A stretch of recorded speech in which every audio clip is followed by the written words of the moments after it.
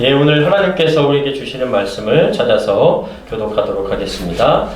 사도행전 18장 1절에서 5절까지 말씀입니다. 사도행전 18장 1절에서 5절까지 말씀 우리 한 절씩 교독하도록 하겠습니다.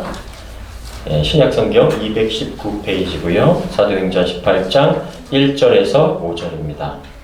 제가 한 절, 여러분이 한 절 읽도록 하겠습니다. 그 후에 바울이 아덴을 떠나 고린도에 이르러 아굴라라는 본토에서 난 유대인 한 사람을 만나니 클라우디오가 모든 유대인을 명하여 로마에서 떠나라 함으로 그가 그 안에 브리스길라와 함께 이달리아로부터 새로 온 시간 바울이 그들에게 가매 생업이 같으므로 함께 살며 일을 하니 그 생업은 천막을 만드는 것이더라. 안식일마다 바울이 회당에서 강론하고 유대인과 헬라인을 권면하니라. 읽겠습니다. 실라와 디모데가 마게도냐로부터 내려오매 바울이 하나님의 말씀에 붙잡혀 유대인들에게 예수는 그리스도라 밝히 증언하니. 아멘. 생각보다 글씨가 너무 작았던 것 같아요. 다음부터 좀 더 크게 키우도록 하겠습니다. 네, 오늘 사도행전 18장 말씀을 가지고 절망 속의 위로를 이라는 제목으로 함께 말씀을 나누길 원합니다. 오늘 예배하는 저와 여러분에게 하나님의 크신 은혜가 함께 하시기를 간절히 소망합니다. 여러분, 우리가 이렇게 인생을 살다 보면 어떤 부분으로 인해서 참 실망이 되고 힘이 들 때가 또 절망스러움을 느끼게 될 때가 있습니다. 대부분 이 부분 때문에 우리가 힘들다라고 느끼는 것에 좀 동의가 되실 텐데요. 바로 인간관계 때문이죠. 사람 때문에. 누군가 나를 정말 작정하고 괴롭히려고 온 사람 마냥 힘들게 하고 피곤하게 할 때가 있습니다. 인간관계는 때로는 스트레스를 주기도 하고 또 무언가 잘 이루어지고 있는 것들을 막 이렇게 흔들어 놓을 때가 있고요. 공든탑을 무너뜨리는 것 같은 때가 있습니다. 그런데 반대로 우리는 다시 힘을 얻고 살아갈 맛이 나게 해주는 것도 역시 인간관계 때문이라는 거 잘 아실 겁니다. 인간은 누구도 혼자서 살아갈 수 없고요. 공동체를 통해서 이 감정을 교류하고 자신의 존재의 의미를 발견하기도 하고 또 서로 돕고 영향을 주고받으며 살아가도록 지어진 존재입니다. 이런 인간의 관계성에 관련해서 행했던 하버드의 연구가 있는데 우리에게 주는 교훈이 아주 큽니다. 이 많은 사람들은 인생에서 가장 중요한 것을 목표로 부자가 되는 것을 꼽는데요. 아마 부자로 살면 좋은 집에서 살면서 비싼 음식들을 먹고 또 이러한 것들이 자신을 행복하게 만들어준다고 믿기 때문일 겁니다. 하지만 진정 사람들을 행복하게 하고 건강하게 만드는 것이 과연 돈일까? 1938년 하버드대 이 성인 발달 연구팀이 시작한 연구는 이런 질문에서 시작이 되었습니다. 그리고 그들은 미국인 724명의 삶을 75년 동안 추적을 하면서 그들의 일과 가정과 생활 건강에 대해서 파악을 했습니다. 연구 책임자였던 하버드대 로버트 윌딩어 교수는 연구를 통해 얻은 결과를 다음과 같이 말하고 있습니다. 1938년부터 우리는 724명의 삶을 추적했습니다. 이들 중에는 하버드대 학생도 있었고 또 보스턴 빈민촌에 사는 소녀들도 있었습니다. 하지만 우리가 75년간의 연구를 통해 깨달은 것은 좋은 인간관계만이 인간을 더 행복하고 건강하게 만든다는 사실입니다.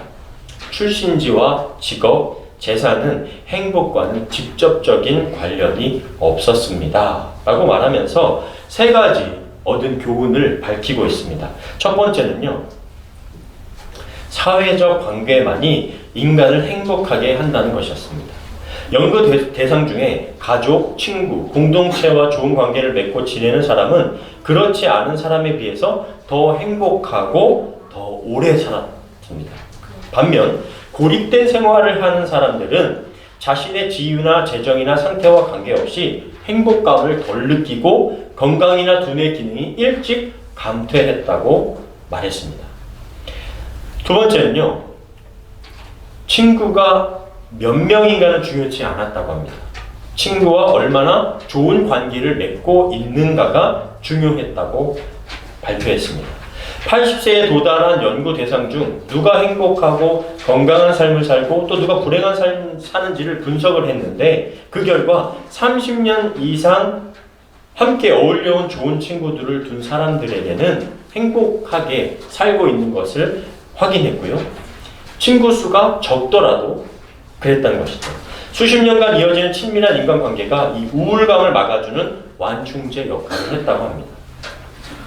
세 번째는요, 좋은 인간관계는 우리의 두뇌도 건강하게 만들었다고 합니다. 의지할 수 있다고 느끼는 친구를 둔 사람의 기억력은 오랫동안 잘 유지되는 것으로 나타나고요. 반면 관계를 맺는 상대가 의지가 안 된다라고 느끼는 사람들은 빠른 기억력 감퇴를 보였다고 말하고 있습니다. 네, 이 연구 결과에서도 알 수 있듯이 우리를 창조하신 하나님께서도 홀로 계시지 않으시고요. 성부, 성자, 성령으로 삼위일체가 되어서 온전한 관계 속에 있는 것처럼 우리도 관계의 존재로 지어졌음을 알고 이 진정한 행복을 느끼며 그 존재, 이 관계 속에 살아갈 때 우리가 진짜 행복감을 느끼며 살아갈 수 있다는 것입니다. 우리가 이렇게 좋은 관계가 되어야 된다는 걸 알면서도 뭐니 해도 머니가 좀 있어야지 라고 하면서 우리가 돈을 으뜸으로 여기는 경향이 좀 있는 것 같습니다. 우리는 먼저 하나님과의 관계가 올바로 될 때, 그리고 이웃과의 관계가 좋아질 때 진정한 삶의 행복을 누리게 되는 줄 믿습니다. 저는 오늘 바울이 이 고린도에서 행한 사역들을 함께 나누면서 하나님께서는 이 관계를 통해 한 개인을 회복시키시고 또 사역을 이루어 나가신다는 것을 좀 살펴보기를 원합니다. 바울은 이제 아테네에서 약 80km 정도 떨어진 고린도 지역으로 이동하게 됩니다. 고린도는 로마의 전략적인 항구 도시로서 그 당시 인구가 약 65만 명이 달했는데 자유민이 25만 명, 또 나머지 40만 명은 노예들이었다고 합니다. 항구 도시인 만큼 상업적으로 중요한 도시였고 부유하고 물자가 풍부한 곳이었다고 합니다. 또한 아테네와 가까운 곳에 위치해서 이 헬라의 문학, 또 철학, 지혜에 대해서 관심이 많은 지역이기도 했습니다. 그런데 역시 사람이 많이 모이는 곳에는 문제도 많은 것처럼 온갖 종교가 범람하고 큰 신전이 적어도 12개 이상이 되는 그런 우상숭배가 있었던 곳이었습니다. 문제는 이러한 신전에서 일하는 신전 창기들, 이 1000여 명이나 되었고요. 신전에 봉헌하러 오는 사람들을 위해 미소년들을 고용해서 참배자들의 성적인 욕망을 채워주는 아주 타락한 곳이기도 했습니다. 이러한 내용들은 고린도전서에만 읽어봐도 이 교회 안으로, 고린도 교회 안으로 이런 문제들이 영향을 주고 있다는 것을 느낄 수가 있는데요. 이 고린도전서는 정말 문제가 정말 여러 가지 문제들이 다 모여 있는 곳이라고 해도 그런 내용들을 담고 있다고 해도 과언이 아닙니다. 고린도전서 5장 1절 말씀인데요. 너희 중에 심지어 음행이 있다 함을 들으니 그런 음행은 이방인 중에서도 없는 것이라 누가 그 아버지의 아내를 취하였다 하는도다 하면서 이런 이 문제들을 비춰주고 있습니다. 그러니까 고린도서를 보면 정말 당파 짓는 문제, 성적인 문제, 여러 가지 문제가 정말 복합적으로 이 고린도전서 후서 안에 다 담겨져 있습니다. 그래서 이 고린도라고 하면 부도덕하고 타락한 도시의 아주 대명사로 불렸습니다. 고린도 같다라는 말은 불륜, 음란, 음행처럼 아주 성적인 부정을 저지르는 말이 될 정도로 아주 타락한 도시였고요. 이 철학자였던 플라톤도 한 매춘부를 언급하면서 고린도 여자 같다 이렇게 말했던 기록이 남아있다고 합니다. 바울은 지혜와 지성의 도시 아테네에서 빠져는 나왔지만 이제 음란하고 타락한 도시 고린도로 오게 된 것이죠. 바울은요, 이 당시 자신도 모르게 선교 사역에 있어서 심신이 많이 지쳐 있었습니다. 바울도 사람이었기 때문에 홀로 선교 사역을 감당하기에는 힘이 많이 들었을 뿐 아니라 이제 고향을 떠나온 지도 오래되었고 반대자들이 계속해서 부딪히는 일로 인해서 자신도 모르게 많이 지쳐 있었던 것이죠. 며칠 전 저희 학교 동문 선교사님 중에서 인도네시아에서 10년간 선교 사역을 하시다가 12살, 9살 된 자녀와 남편을 뒤로하고 암으로 세상을 떠났다는 소식을 접하게 되었습니다. 이 선교사님들은 아무래도 자기 고향을 떠나서 물 다르고 또 땅이 다른 곳에서 살니까 제대로 뭐 건강관리도 안 되고 하다 보니까 좀 이른 나이에 병을 얻는 경우가 참 많은 것 같습니다. 우리들도 이렇게 캐나다에서 살지만 결코 자기의 고향을 떠나서 산다는 게 쉬운 건 아닌 걸 잘 아실 겁니다. 그래서 우리가 이렇게 하루하루 평범하게 살아가는 것 자체가 어찌 보면 기적이다, 이렇게 표현할 수가 있는 것 같습니다. 그래서 고린도 교회에 쓴 편지 고린도전서 2장 3절에 보면 바울이 이렇게 말하고 있습니다. 내가 너희 가운데, 그러니까 즉 고린도 지역 가운데 거할 때 약하고 두려워하고 심히 떨었노라. 이렇게 고린도 교회에 쓴 편지에 이렇게 기록되어 있어요. 아테네의 철학자들 앞에서도 떨지 않았던 바울이 이렇게 지친 상태가 되니까 타락하고 음란한 고린도 사람들 앞에서 두려워하고 위축이 되어 있었던 겁니다. 이렇게 바닥까지 내려가고 절벽에 매달린 것 같을 때 하나님께서는요, 이 세 가지 선물과도 같은 관계를 통해서 바울을 다시 회복시키시는데 오늘 그것을 함께 좀 나눠보고자 합니다. 첫째는요, 하나님께서 바울에게 주신 선물 같은 관계는 바로 이 아굴라, 브리스길라 부부를 만나게 하신 것입니다. 사도행전 18장 2절부터 3절인데요. 아굴라라는 본도에서 난 유대인 한 사람을 만나니 글라우디오가 모든 유대인을 명하여 로마에서 떠나라 한 고로 그가 그 안에 브리스길라와 함께 이달리아로부터 새로 온지라. 바울이 그에게 가매 생업이 같음으로 함께 살려 일을 하니 그 생업은 천막을 만드는 것이더라. 아굴라는 남편이고 브리스길라가 아내인데 이 부부는 본래 유대인이었습니다. 로마에서 정착하고 잘 살고 있었는데 아마도 그들은 로마에서 바울을 만나기 전에 이미 그리스도인이 된 것으로 추측을 하고 있습니다. 그런데 이 부부가 로마에서 추방을 당해서 고린도로 내려와서 천막을 만드는 일을 하며 살고 있었습니다. 이들이 왜 로마에서 추방을 당했느냐? 역사적으로 보면 이 AD 49년에 글라우디오 황제 시절에 이 로마에서 유대인과 그리스도인들 사이에 자꾸 마찰이 일어났던 거예요. 소요가 일어나고 분쟁이 일어나고 싸움이 일어나니까 로마 시에서 저 안 되겠다. 쟤네들 때문에 자꾸 소란스러우니까 안 되겠어. 유대인들을 추방시켜. 그래서 유대인들을 로마에서 추방시킨 추방령이 있었습니다. 그래서 본래 살던 이탈리아에서 쫓겨 내려왔으니까 이 고린도의 새로운 환경에 적응하면서 천막을 치면서 근근히 살아가고 있었던 것이죠. 이 부부를 고린도에 왔던 바울이 만나게 되고 천막을 만드는 업이 같았던 바울을 이 부부가 자신의 사업장에서 함께 일할 수 있도록 해준 거예요. 그래서 함께 하면서 살게 된 것이죠. 지지난주에 제가 현재의 자비량 선교사를 텐트메이커다 라고 부른다고 설명을 드렸었죠. 유대인들은 어릴 때부터 부모의 일을 배우면서 어떤 기술이든 한 가지씩 할 수 있도록 지금도 이렇게 키우고 있는데, 그래서 예수님도 그의 아버지 요셉의 직업을 따라서 무슨 일을 했었죠? 맞습니다. 역시 뭔가 조용히 계시는 것 같아서 너무 잘 알고 계세요. 자, 한번 여러분 생각해 보세요. 바울과 두 부부의 이런 만남이 정말 이렇게 우연찮게 일어났을까요? 우리가 생각하기엔 우연이라고 생각하는 것이 참 편하죠. 우리에겐 우연이지만 하나님께는 계획이시고 준비였다는 겁니다. 생각해 보십시오. 아브라함에게 아들 이삭을 바치게 하실 때 하나님은 모리아산 숲풀에 무엇을 준비해 두셨죠? 양을 준비해 두셨어요. 그러니까 이삭을 바쳐라 라고 했는데 진짜 이삭 믿음을 보고 싶으셨던 거죠. 근데 이삭을 정말 바치려고 칼을 내려치려고 할 때 천사를 통해서 하지 마라. 아브라함아 하지 마. 옆에 숲풀에 양을 준비해 놨으니 그것을 바쳐라 하고 양을 준비해 놓으셨습니다. 그것을 우리는 여호와 이레, 준비하시는 하나님이라고 하시는 겁니다. 그리고요, 이스라엘 백성이 애굽에 들어가기 전에 이 애굽 땅 안에 이미 요셉을 준비해 놓으신 거예요. 그리고 출애굽을 위해서 40세까지 그 애굽에서 자랐던 또 모세를 준비해 놓으셨습니다. 하나님 마음에 합한 다윗의 가문을 통해서 예수님을 준비하셨고 십자가와 부활을 구원 계획을 우리를 위해서 또 준비하고 예비해 놓으셨던 것이죠. 바울 자신도 자신이 얼마나 지쳐 있는지 알 수 없을 때 하나님은 그가 쓰러지기 전에 아굴라와 브리스길라 부부와 새로운 관계를 예비하셔서 다시 힘을 주시고 회복시키셔서 복음을 증거할 수 있도록 도와주셨습니다.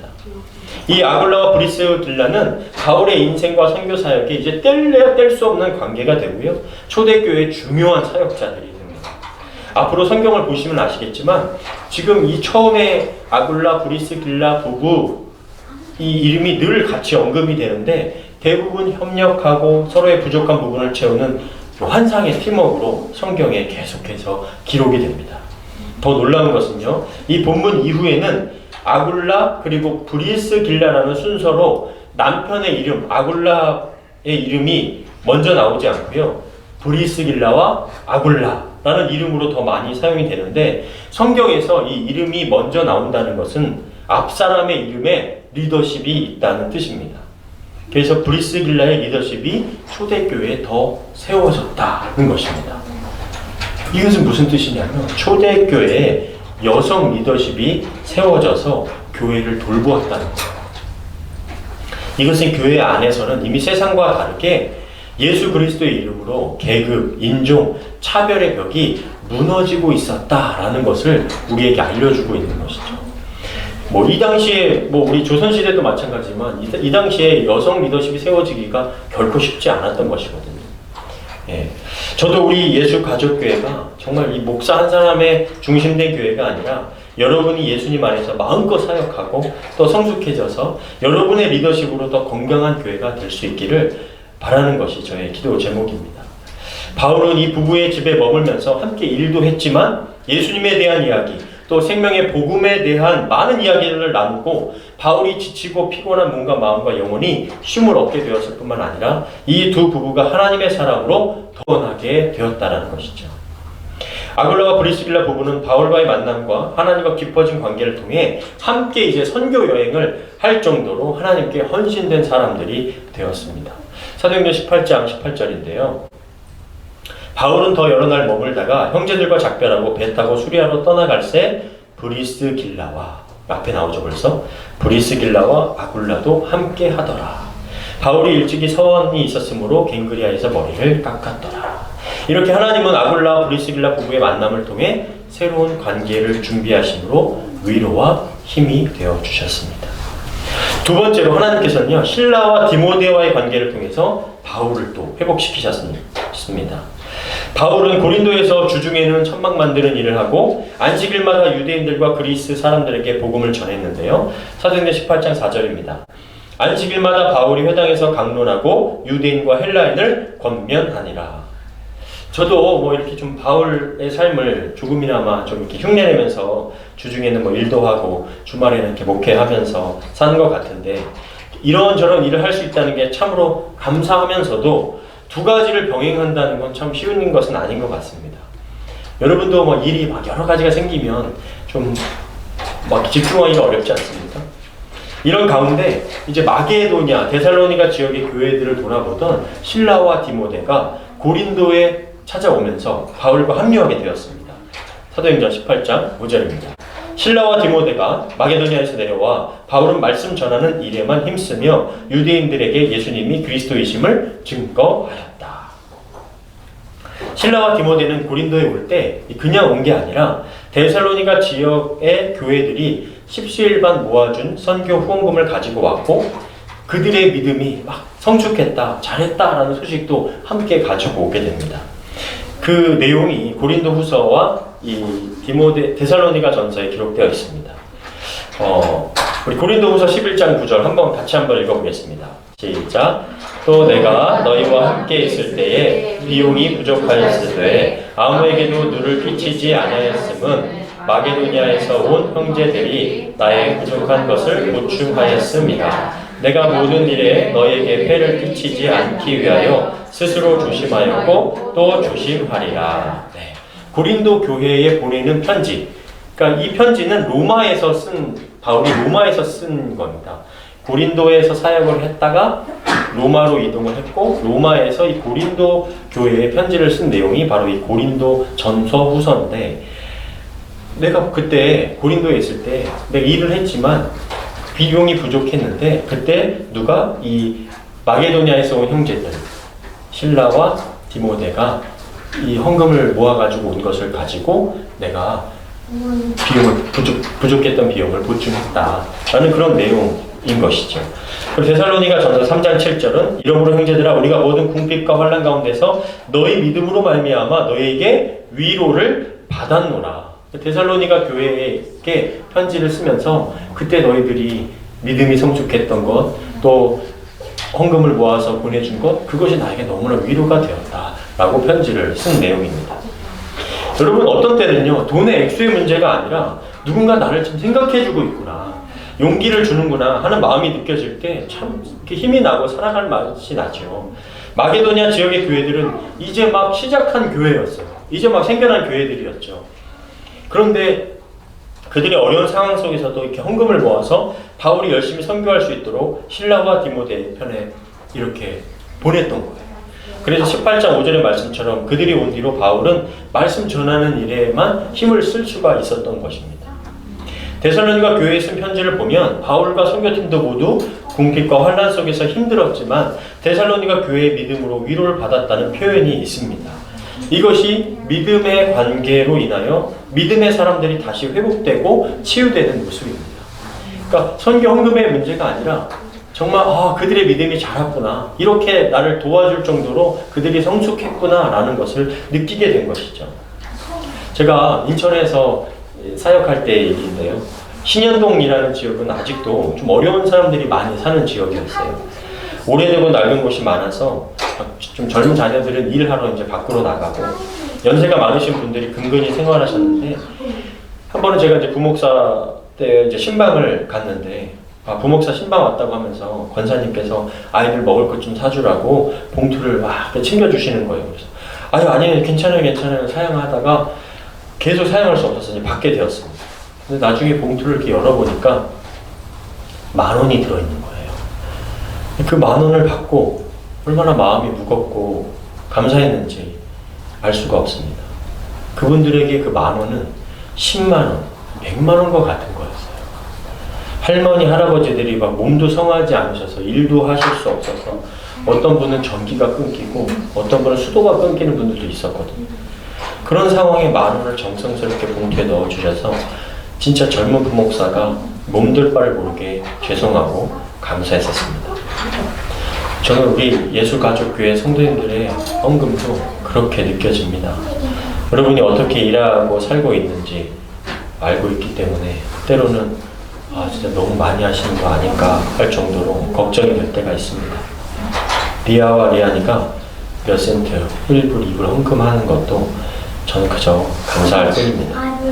하나님께서 여러분의 중심을 보시고 하나님께서 예비하시는 은혜로 여러분들의 삶에 정말 풍성하게 갚아주시기를 간절히 바랍니다. 예, 참, 여러분들 요즘 이렇게 10,000원, 10불, 20불 이렇게 큰 돈처럼 느껴지시나요? 마트 한번 가면은 정말 100불, 200불이 우습게 사용되잖아요. 하지만 바울에게 그리고 그리스도인들에게 금액이 많고 적음이 아니라 그것이 사랑이었고 관심이었고 또 용기가 된 줄 믿습니다. 바울도 데살로니가 지역의 교회들에게 이런 사랑과 용기를 전해받았고 힘이 되었던 것이죠. 세 번째로요, 바울은 예수님과의 관계로 가장 큰 선물을 받았습니다. 사도행전 18장 9절부터 10절인데요. 주님께서 어느 날 환상 중에 바울에게 이렇게 말씀하셨다. 너는 두려워하지 말고 계속 말하라. 침묵을 지키지 말아라. 내가 너와 함께 있으니 아무도 너를 해치지 못할 것이다. 이 도시에는 내 백성이 많이 있다. 아멘. 여러분, 아무리 하나님을 만나는 경험을 했다고 해도요, 시간이 지나면 무뎌져요. 그리고 처음에는 막 뜨거웠다가도 나중에 미지근해지고 좀 시간이 오래 지나면 막 차가워집니다. 성경에 보면 바울이 매일같이 막 환상 보고 하나님의 음성을 들었던 것이 아닙니다. 하나님께서 내가 너를 이방에 복음 전하는 일을 맡길 거야 하셔서 그 사명 그냥 붙들고 계속 전진하면서 나갔던 거예요. 그런데 아무리 사명을 받았어도 막 유대인들, 이방인들에게 공격받고 하니까 지칠 수밖에 없고요. 약해질 수밖에 없었던 겁니다. 아, 정말 내가 가는 이 길이 이거 맞는 건가? 하나님 정말 나와 함께 하고 계시는 건가? 이런 의심과 이런 고민이 많이 들지요. 그럴 때 주님이 두려워하지 말아라. 내가 너와 함께 있다 말씀해 주시니까 그 말씀이 듣는 순간 정말 모든 것이 해결된 것과 같은 느낌이 드는 것이죠. 여러분, 누군가에게 정말 지금 막 힘들고 어려운데 잘 살고 있습니다. 참 부럽습니다. 잘하고 계십니다. 라고 하면 힘이 되지 않겠습니까? 정말 신앙생활을 하시다가 하나님께서 내가 너와 함께 있다는 음성을 들으시는 그런 은혜가 있기를 바랍니다. 그러면 여러분의 신앙생활을 잘하고 있다는 말이고 여러분의 인생이 헛되지 않는다라는 말이죠. 두렵고 지치고 고단하게 쓰러질 것 같을 때 10년, 20년, 아니 죽을 때까지 잊혀지지 않고 그 길을 걸어갈 수 있는 그 음성, 하나님께서 내가 너와 함께하고 있다 라는 그 음성을 들으실 수 있기를 간절히 바랍니다. 여러분, 고린도는 정말 가장 음란하고 타락한 곳이었지만 그만큼 사람들의 영혼의 목마름이 깊었던 곳이었어요. 바울은 고린도에서 하나님이 함께 하심으로 1년 6개월을 지내면서 그 하나님의 말씀을 고린도에서 가르치게 되었습니다. 그 결과로요, 회당장들이 회심하는 일들이 일어나고 그 가족들이 예수님을 믿는 일도 일어나면서 고린도 사람들이 많이 믿고 세례받는 곳이 되었습니다. 사도행전 18장 8절인데요. 또 회당장 그리스보가 온 지방과 더불어 주를 믿으며 수많은 고린도 사람들도 듣고 믿어 세례를 받더라. 아멘. 바울에게 있어서 좀 지치고 약해진 상황에서 하나님은 이 아굴라 브리스길라 부부처럼 헌신된 새로운 관계를 준비해 주셨고 실라와 디모데를 통해 기쁜 소식을 전해 듣게 하시고 예수님을 통해 다시 한번 함께하고 계신다라는 확신으로 사역의 아름다운 열매들이 맺히게 되었습니다. 결국에 내가 약해지고 힘들 때 주님의 강하심으로 모든 사역과 삶에 힘을 얻게 되는 줄 믿습니다. 사랑하는 여러분, 우리의 삶 가운데도 하나님께서 예비하신 관계들이 있는 줄 믿습니다. 이렇게 그 가족들의 관계를 통해서 또 밴쿠버에서 제가 또 힘을 얻듯이 예비하신 관계들, 또 제가 또 여러분들에게 힘이 되는 관계가 되길 바라고요. 내 힘을 빼고 주님을 의지하며 살아갈 때 길을 여시고 승리의 삶을 허락하실 줄 믿습니다.